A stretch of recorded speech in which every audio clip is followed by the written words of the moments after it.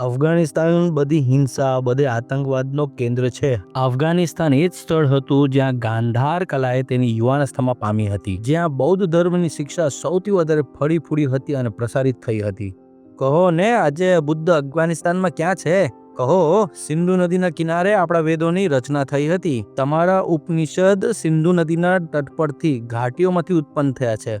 બામિયા બુદ્ધની પ્રતિમા હતી અને તાલિબાને બુદ્ધ પ્રતિમાઓને પોતાના બોમ્બથી ઉડાવી દીધી.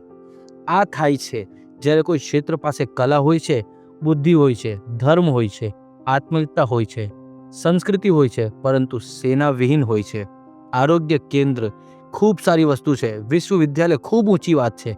ધર્મ, કલા, સંસ્કૃતિ, વિચારોની ઊંચી ઉડાન, આ બધું ખૂબ શ્રેષ્ઠ છે. પરંતુ આ બધાને સુરક્ષા અને સંરક્ષણ જરૂર છે. ભારતની પાસે આ બધું હતું, માત્ર એક વસ્તુ, એક સંયુક્ત સેના, અને તે સંયુક્ત સેનાના અભાવનો ભારતે મોટો નુકસાન ભોગ્યો છે.